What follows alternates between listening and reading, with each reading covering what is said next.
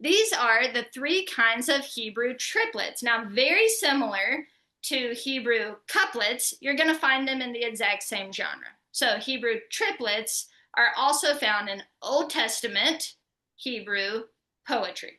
Okay, so let's talk about the three kinds of triplets.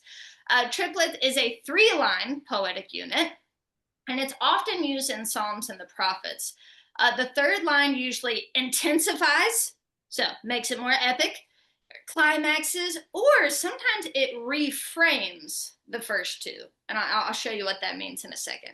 Now, I will say these are way less common than couplets. Okay, so if you see a triplet in there, that is the author kind of circling it in red and putting a big arrow toward it, saying, dude, I just broke my pattern. I always speak in couplets, and now I just ripped out a triplet. And the reason I put a triplet in here is because I want you to focus. So this is the author saying, I'm emphasizing this. So sometimes, yeah, and you guys heard my rant about this, but I'll say it again because it needs to be said. You know, when we're like, what stands out to you? Don't say what stands out to you. Say, did the author put a triplet in there? Okay, because if the author put a triplet in there, that's the author saying this should stand out to you, right? So triplets, big pointy arrows, red circles, highlight, this is important. All right, so there is a synonymous triplet, right? Like a synonym. It's two words that have the same or similar meaning. Synonymous triplet. Each line develops the same idea with a rising crescendo, right? So the voice of the Lord is over the waters. The glory, the God of glory thunders, the Lord over many waters, right? So see how it intensifies, it builds, right? So guys, as we're teaching this, we want to mimic that intensification, right? We want to draw them into the imagery and the feeling of the poetry here. So that's a synonymous triplet. And in a triplet, in Hebrew literature, it's usually a crescendo. It's a build, right? It's building in intensity. Forked parallelism. Once again, if you don't remember the names, I don't care. I just want you to see what's happening. The first line usually introduces the topic. Okay. The second line usually intensifies the topic. The third will contrast or complete the thought. Okay. It's forked parallelism. So 1,000 may fall at your side, right? This is talking to a warrior, right? You're going into battle and it's so terrible, man. They're shooting arrows at you. Like 1,000 men are just going to die right there at your side. And 10,000 at your right hand. Do you see how it's getting closer? It intensifies like right there next to you. But here's the contrast. It won't even come near you, right? So do you see how it introduces the topic, 1,000 may fall at your side, and then it intensifies 10,000 at your right hand, but it will not come near you, right?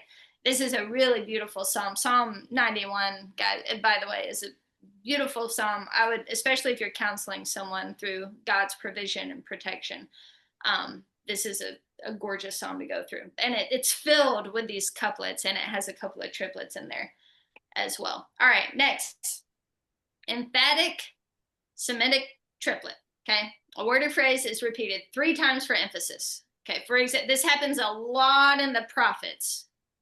Okay, the prophets love to triple up something, and it's Hebrew for an exclamation point, right? They don't have punctuation in Hebrew, so they just say it 3 times because yeah, they don't have punctuation. But if they say it 3 times, that's kind of like an exclamation point that we would use in the English language. So a ruin, ruin, ruin, I will make it, right? Like I'm not just gonna mess this stuff up. I mean, it is going to be utterly, absolutely demolished by the time I'm done here, right? So we want to bring that out as teachers. So emphatic Semitic triplet. Okay, all right, so let's do our little quiz here, all right? Holy, holy, holy is the Lord of hosts. What do we got? Emphatic Semitic. Yeah, C. There we go. Nice. This is from my boy Nahum. By the way, this is totally off topic. I just wanted to let you guys know this. Rachel and I, we have a roommate named Sarah. She's super holy. The other day, she, with all of her heart, like this really came from like the bottom of her soul, was like, well, Aaron, as Nahum says, and then she quoted Nahum. I was like, I didn't even know that was a book in the Bible. You like memorized it. That's ridiculous. So apparently. Here we go. All right. The Lord is slow to anger and great in power, and the Lord will by no means clear the guilty. His way is in whirlwind and storm, and the clouds are the dust of his feet. So let me take you back here so you can see your options.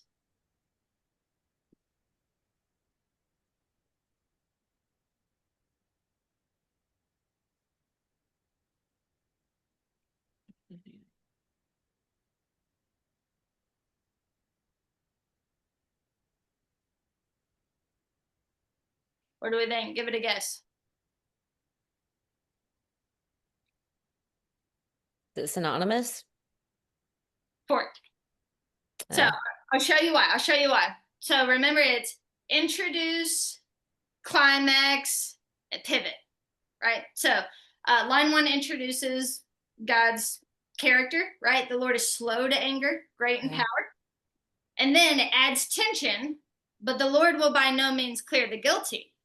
Okay, so he's slow to anger, but he's not going to clear the guilty. So see, it creates tension, and then it provides an intense image, right?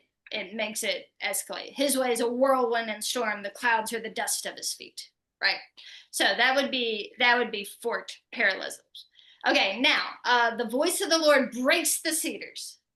The Lord breaks the cedars of Lebanon, and he makes Lebanon to skip like a calf. But apparently they think calves skip very lightly. So we think of cows and they're like big, but that skip like a little baby cow, right? So what do you think this one's saying? Synonymous. Yeah, synonymous. So the voice of the Lord breaks the cedars, right?